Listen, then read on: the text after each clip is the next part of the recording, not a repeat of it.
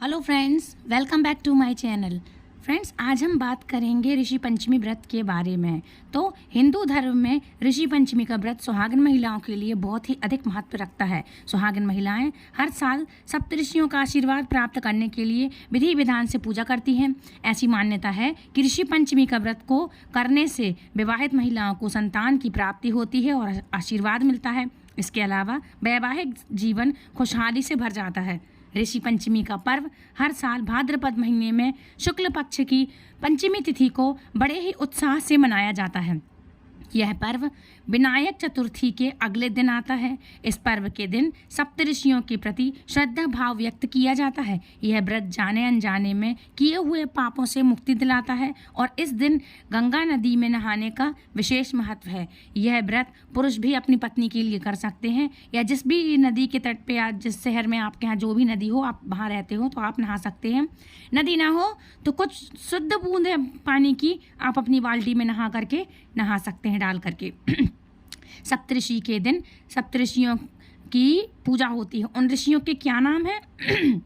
तो चलिए आज आपको बता दूं कि उन ऋषियों के नाम क्या हैं। तो पहला है कश्यप, दूसरा है अत्रि, तीसरा है भारद्वाज, चौथा है वशिष्ठ, पांचवा है गौतम, छठवां है जमदग्नि और सातवां है विश्वामित्र। इन सभी ऋषियों की पूजा की जाती है। ये 7 ऋषि ब्रह्मा, विष्णु और महेश के अंश माने जाते हैं। ये ही वेदों और धर्मशास्त्रों के रचयिता हैं। माना जाता है कि इस व्रत को करने से सभी प्रकार के पापों से मुक्ति मिलती है और जीवन में सुख शांति आती है। अब बात कर लेते हैं ऋषि पंचमी की तिथि कब से कब तक शुरू है। तो ऋषि पंचमी के अनुसार इस साल भाद्रपद माह के शुक्ल पक्ष की पंचमी तिथि को 7 सितंबर को शाम 5:37 पर शुरू होगी और 8 सितंबर को शाम 7:58 पर समाप्त होगी। इसलिए उदय तिथि के अनुसार ऋषि पंचमी का व्रत 8 सितंबर को रखा जाएगा। अब बात करते हैं इसके मुहूर्त के बारे में। तो ऋषि पंचमी के दिन पूजा का शुभ मुहूर्त रहेगा 8 सितंबर को सुबह 11 बजे से लेकर 3 मिनट से दोपहर 1:34 तक रहेगा। ऐसी मान्यता है कि ऋषि पंचमी के दिन सप्तऋषियों की पूजा शुभ मुहूर्त में ही करना चाहिए। ये बहुत ही फलदायी मानी जाती है, इसलिए शुभ मुहूर्त में ही सप्तऋषियों की पूजा करें। अब बात करते हैं ऋषि पंचमी का शुभ योग क्या है। तो पंचांग के अनुसार ऋषि पंचमी का दिन बेहद शुभ माना जाता है। यह गणेश चतुर्थी के दूसरे दिन मनाया जाता है। इस शुभ योग में इस दिन दो शुभ योग बन रहे हैं। सबसे पहला योग बन रहा है इंद्र योग, और जो कि सुबह से लेकर 12 बजे देर रात 12:05 तक रहेगा। वही रवि योग भी बन रहा है जो कि 3:31 से पहले अगले दिन 9 सितंबर को सुबह 6:03 तक रहेगा। और रवि योग में सभी दोषों को दूर करने की क्षमता है, इसलिए इसमें सूर्य का प्रभाव अधिक माना जाता है। ऋषि पंचमी पर स्वाति और विशाखा नक्षत्र हैं। स्वाति नक्षत्र सुबह से लेकर दोपहर 3:31 तक रहेगा। अब बात करेंगे ऋषि पंचमी की कथा के बारे में। तो ऋषि पंचमी की कथा शुरू करते हैं।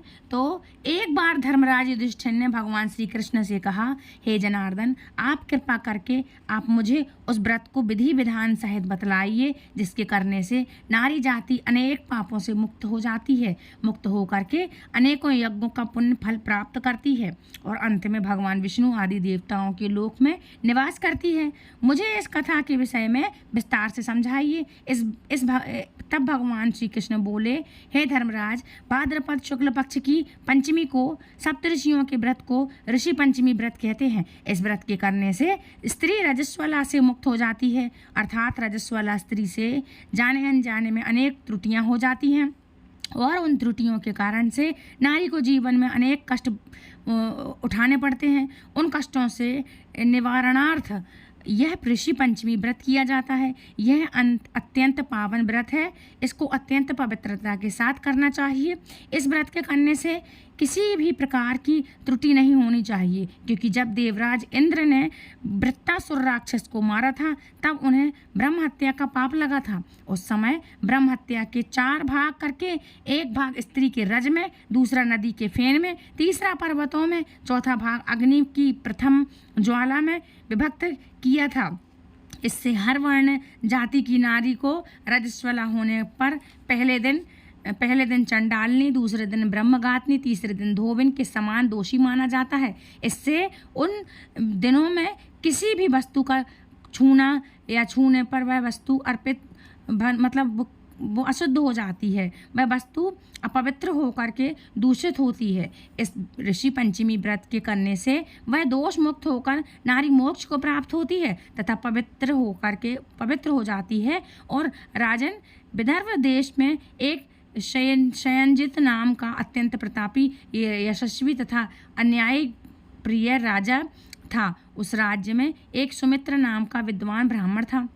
उसकी पत्नी, जिसका नाम जयश्री था, ऋषि कार्य में अचानक रजस्वला धर्म को प्राप्त हो गई और वह समय अनुसार भोजन आदि प्रत्येक वस्तु छूती रही। इस प्रकार समय पूरा होने पर दोनों पति पत्नियों की मृत्यु हो गई। मरने के बाद पुनर्जन्म में ब्राह्मणी को कुतिया का जन्म मिला तथा ब्राह्मण को बैल का जन्म मिला तथा अपने तप के प्रभाव से दोनों को अपने पूर्व जन्म की पूरी बातों का स्मरण रहा। वह दोनों अपने ही पुत्र के घर पर पले व बड़े हुए, मतलब अपने ही घर में उन्होंने जन्म ले लिया। एक ने बैल का लिया पति ने, और उसकी पत्नी ने कुतिया का जन्म लिया। और कहाँ लिया? अपने ही घर में, अपने पुत्र के यहाँ।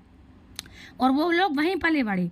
एक दिन श्राद्ध पक्ष में ब्राह्मण पुत्र ने अपने पिता की श्राद्ध तथा श्राद्ध तिथि के दिन विधि पूर्वक ब्राह्मण भोजन किया। तब पत्नी को अत्यंत स्वादिष्ट पकवान बनाने की आज्ञा दी। इधर ब्राह्मण पुत्र वधू ने विधिद पकवान, खीर आदि भोजन बनाकर तैयार किए। दुर्भाग्य से उस खीर में एक सर्प ने उस विष उगल दिया। यह हाल ब्राह्मणी जो कुतिया की योनि में थी, वह सब देख रही थी। उसने सोचा कि यदि ब्राह्मण यह भोजन करेंगे तो वह मर जाएंगे, इससे मेरे पुत्र को ब्रह्म हत्याओं का भारी पाप लगेगा। इस प्रकार से सोचकर अपनी पुत्र वधू की दृष्टि बचाकर उस कुतिया ने खीर को जूठा कर दिया। तब बहू ने उस कुतिया को कोठरी में बंद कर दिया और इतना मारा कि उसकी कमर तोड़ दी तथा खीर फेंककर दोबारा दूसरी नई खीर बना ली। फिर श्राद्ध कर ब्राह्मणों को भोजन कराया। रात को कुतिया ने अपने पूर्व पति बैल को जाकर जो भी दिन में उस पर बीती थी वह सारी बातें वह बैल को बोल रही थी। बैल बोला, हे प्रिय, क्या हुआ? किस कारण लाठी मारकर तुम्हारी कमर तोड़ी? उस बहू ने इतना मारा कि उसकी कमर तोड़ दी। तो कुतिया ने बता दिया। तो बैल बोला, प्रिय, क्या बात हुई? किस कारण से लाठी मारकर तुम्हारी कमर तोड़ दी बहू ने? वह सारी कथा मुझे विस्तार से बताओ। तब उस कुतिया ने बैल को वह सब कुछ बता दिया कि किस कारण से उसकी पुत्र वधू ने लाठी मारकर उसकी कमर तोड़ दी। वह अपनी संपूर्ण समाचार सुनाकर कहने लगी, स्वामी, हमारा इस योनि में कैसे इस योनि से कैसे छुटकारा होगा? हमको किस अकर्म के कारण यह सभी दुख भोगने पड़ रहे हैं? ब्राह्मण पुत्र वहीं पर छुपा सुन रहा था। उन दोनों को उनके वहाँ होने का कुछ भी भान नहीं था। तब बैल बोला, हे प्रिय, तुम्हारे ही दूषित कर्म एवं पापों को भोगते हुए आज मुझे बैल होना पड़ा है। यह कहकर उसने अपने पूर्व जन्म की वह संपूर्ण कथा बताई। जब वह रजस्वला के समय भोजन आदि सभी सामान छू लेती थी, उसी पर पाप के कारण तुमको कुतिया तथा मुझको बैल की योनि प्राप्त हुई है, जिस पर अभी भी तुम्हारे स्वभाव में कोई भी परिवर्तन नहीं है, क्योंकि तुम्हारी कुतिया की योनि है। फिर कुत्ते का स्वभाव भी वैसा ही होता है। उसी स्वभाव के कारण ही तुम्हारे ऊपर इन सब बातों का कोई असर नहीं है। देखो, यह पूरा परिवार हमारा पिछले जन्म का है, हमारे पिछले जन्म का ही परिवार है। यह मेरा पुत्र है जिसने आज मुझे पूरे दिन मुंह बांध करके हल में चलाया है। घर पर इसकी पत्नी ने मेरे नाम का ही श्राद्ध किया है और मेरे ही नाम से ब्राह्मण भोजन करवाया है, जबकि प्रातः से मैं निरंतर हल में चल रहा हूँ। अभी तक मुझे खाने को चारे का एक तिनका भी नहीं दिया है। यह सब तेरे उस दुष्कृत्य का ही प्रभाव है। उन दोनों की पूरी बात सुनकर उसको घोर कष्ट हुआ। उसके पुत्र को जो बातें सुन रहा था, वहाँ से आकर उन बैल एवं कुतिया दोनों माता पिता को भोजन देकर वह अत्यंत दुखी होकर के वन को चला गया। भटकते भटकते वह वहाँ एक ऋषि आश्रम पर पहुँचा। वहाँ उसने कुछ समय बिताया। एक दिन एक दिन सुअवसर जान करके ऋषियों से उसने पूछा, हे दयालु, मेरे माता पिता कुतिया तथा बैल की योनि भोग रहे हैं, वह इस योनि से किस प्रकार मुक्त हो सकेंगे? कृपया कर मुझे कोई उपाय बतलाइए जिससे कि मेरे माता पिता को मोक्ष मिले। तब ऋषि बोले, पुत्र, तुमको यह सब कैसे ज्ञात हुआ? तब उस ब्राह्मण पुत्र ने ऋषि को वह सारी कथा जो बैल रूप में आकर पिता के द्वारा सुनी, उसने पिता के मुंह से सुनी थी, वह बताई। यह भी बताया कि इस योनि को भोगने में मेरी माताजी अधिक दोषी हैं। उन्हीं के पिछले आपराधिक दुष्कर्म के कारण पिताजी को भी बैल योनि भोगनी पड़ रही है तथा अब वह दोनों ही मेरे घर पर हैं। हे ऋषिवर, कृपा कर कोई ऐसी उपाय बतलाइए जिससे मेरे माता पिता की यह योनि छूट जाए तथा उनके संपूर्ण दोष नष्ट हो जाएं। ऋषि बोले, पुत्र, तुम धन्य हो। इस समय में इस संसार में ऐसे पुत्र कम ही पाए जाते हैं जो अपने माता पिता के दुख सुख चैन के विषय में सोच रहे हों और उन्हें और अपनी तथा अपनी पत्नी व संतान की चिंता रहती है। किसी को तो अपनी पत्नी और संतान की बस चिंता रहती है। तुमने अपने माता पिता की मृतात्मा की मुक्ति हेतु सोच विचार कर हमको आनंदित कर दिया। हे पुत्र, सुनो, पूर्व जन्म में तुम्हारे माता पिता ऋषि मुनियों की निरंतर सेवा में रहते थे। तुम्हारी माता जब रजस्वला धर्म में थी तब वह ऋषि सेवा कार्य कर रही थी। उस समय उनके द्वारा छू जाने वाली वस्तु दूषित हो गई। इस प्रकार ऋषियों पर भी प्रभाव पड़ा। तब उनको ऋषियों ने गुप्त रूप से श्राप दिया। उसी से तुम्हारे पिता में बैल तथा माता में कुतिया का जन्म पाया गया है। अब इसके मोक्षार्थ तुम घर जाकर भाद्रपद शुक्ल पक्ष की पंचमी को ऋषि पंचमी व्रत करो तथा दोनों ही पति पत्नी उस व्रत का फल माता पिता के हित में संकल्प कर दो। तब वे इस पशु योनि से मुक्त हो जाएंगे तथा स्वर्ग में आनंद करेंगे।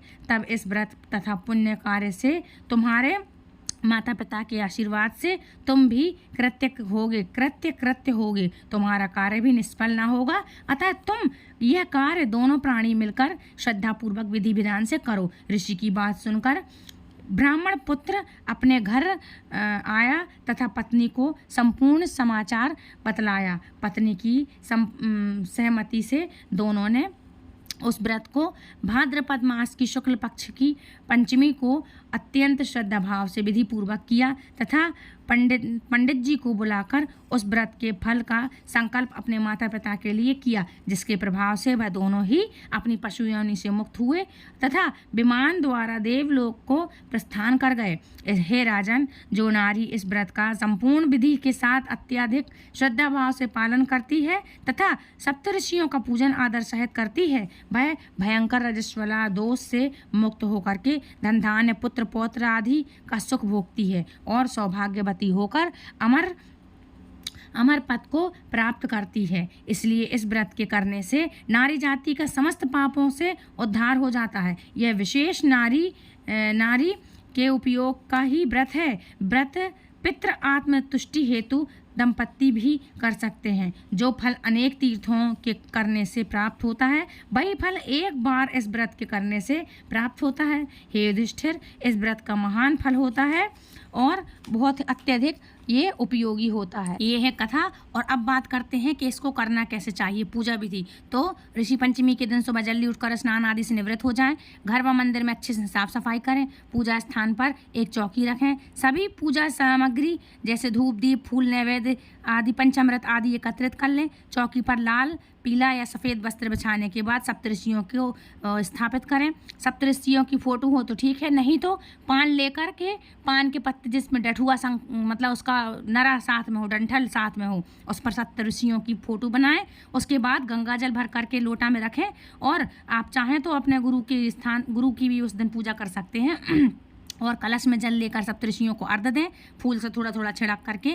अब उन्हें फूल नैवेद्य आदि अर्पित करें। पूजा के दौरान ऋषियों को फल मिठाई अर्पित करें। सप्त मंत्रों का जाप करें और अंत में अपनी गलतियों के लिए क्षमा याचना करें। सप्तऋषियों के मंत्र का जाप करें और अंत में पूजा से जो भी गलती हो जाए तो उसके लिए आप माफ़ी मांग सकते हैं। पूजा के अंत में सभी लोगों को प्रसाद वितरित करके बड़े बुजुर्गों का आशीर्वाद जरूर लें। ध्यान रखें कि इस दिन जब आप पूजा करेंगे तो पूजा में ऋषि हैं, वो सप्त ऋषि, तो इस दिन उनको चंदन का ही तिलक लगाएं, सफ़ेद चीज़ों का लगाएं।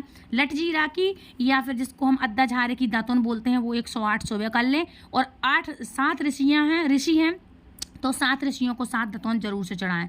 इस दिन लटजीरा की मतलब दतुन होती जो करना होती है तो वो कुशा, कलावा, चौकी, पाटल, गंगा जल, कलश, धूप, दीप, नैवेद्य, पंचामृत, श्वेत चीज़ें मतलब केले के पत्ते, केले का फल, ये सब चढ़ाएं। अब बात करते हैं इस व्रत के दौरान आपको क्या नहीं करना चाहिए। तो देखो इसके दौरान आपको अपने मन में पूरे दिन अन्न ग्रहण नहीं करना चाहिए, शारीरिक संबंध नहीं बनाना चाहिए, झूठ नहीं बोलना चाहिए, मन में क्रोध बिल्कुल ना आने दें और किसी का अपमान ना करें, नकारात्मक विचारों से बचें।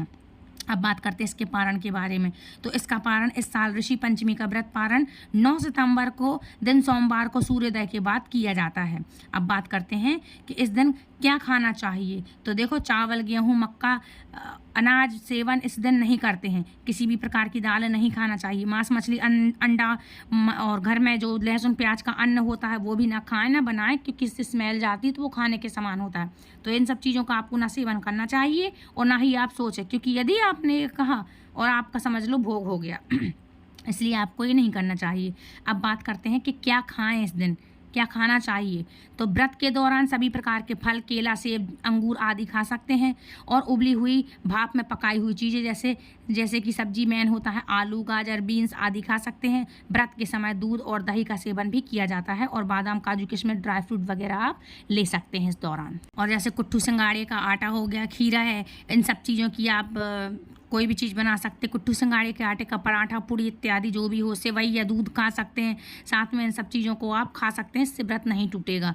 और फ्रेंड्स अब बात करूँगी कि आपको एक कथा लगी कैसी, तो प्लीज़ मुझे कमेंट ज़रूर करके बताइएगा। कमेंट आप बिल्कुल नहीं करते हैं तो प्लीज़ कमेंट करें, शेयर करें ज़्यादा से ज़्यादा ये वीडियो को। ये औरतें ज़रूर देखें, बहुत ज़रूरी काम की चीज़ है कि ऐसे टाइम में हमें, अब हम करते हैं काम, क्या कर सकते हैं। जैसे कभी किसी के लिए कोई नहीं है काम करने, 24 घंटे लेडीज़ हर किसी को घर में अवेलेबल चाहिए है, तो ऐसे में काफ़ी दोष होते हैं। इसलिए उस स्त्रियों को तारने वाली, स्त्रियों का उद्धार करने वाला ये व्रत है। इसलिए दूसरों तक, एक दूसरे लेडीज़ से एक दूसरे तक प्लीज़ शेयर ज़रूर करो, है ना। तो फ्रेंड्स मिलती हूँ नेक्स्ट वीडियो में, तब तक के लिए मेरे चैनल को सब्सक्राइब करके बेल आइकन को ऑल पे प्रेस करें ताकि आने वाली वीडियो की नोटिफिकेशन आप तक मिले। तो like, share and comment. Radhe Radhe, Hare Krishna.